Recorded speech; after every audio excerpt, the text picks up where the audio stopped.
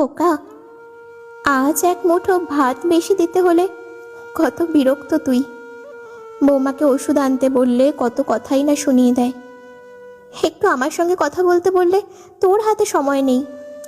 কিন্তু খোকা, তুই যখন ছোট ছিলি, যখন তোর জ্বর আসতো, বাবা দৌড়ে ওষুধ আনতে তোর জন্য যেত।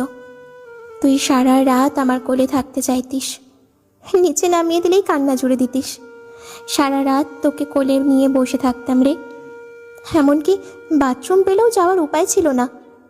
তখন কই আমার এত বিরক্ত লাগেনি তো। আমার বয়স হয়েছে, চোখেও ঠিকঠাক দেখি না, তাই চেয়েও নিজেকে খুব পরিষ্কার রাখতে পারি না।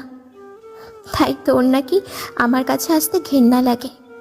কিন্তু খোকা, আমার মনে আছে তুই যখন বিছানায় পেচ্ছাপ করে দিতিস, তখন আমি তোকে শুকনোতে শুইয়ে নিজে ভেজাতে শুয়ে থাকতাম, যাতে তোর কোনো কষ্ট না হয়।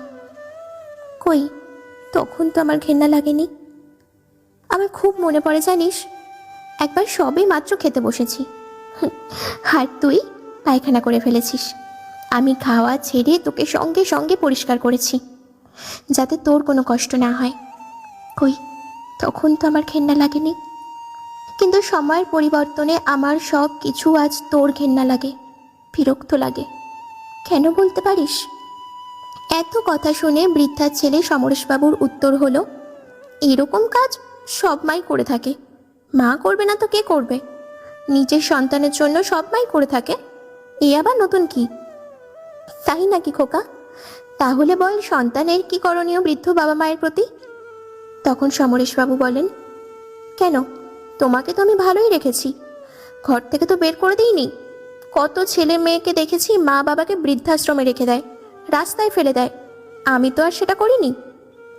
তখন বৃদ্ধা হাসতে হাসতে বলে, আমাকে বৃদ্ধাশ্রমে পাঠিয়ে দিলে বা রাস্তায় ফেলে দিলে মাস গেলে বাবার পেনশনের টাকাটা কি করে পাবে তুমি?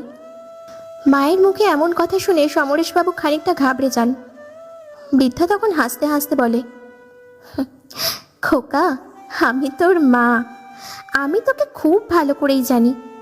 তাই আমি ঠিক করেছি আমার দেখাশোনা করার জন্য একজন লোক রাখবো, যে আমাকে দেখাশোনা করবে, আমার প্রয়োজনীয় জিনিস এনে দেবে, আমার সঙ্গে দুটো কথা বলতে পারবে। তোর কাছে শুধু একটাই অনুরোধ, তুই আর বাবার পেনশনের টাকাটা নিবি না। ওই টাকাটা দিয়েই আমি আমার দেখাশোনা করার জন্য একজন লোক রাখবো। সমরেশবাবু এবার খানিকটা নরম সুরে বলল, দেখো মা, বাবার পেনশনের টাকায় আমার সংসার অনেকটাই চলে। তুমি আমাকে সেই টাকা না দিলে আমার খুব কষ্ট হবে মা।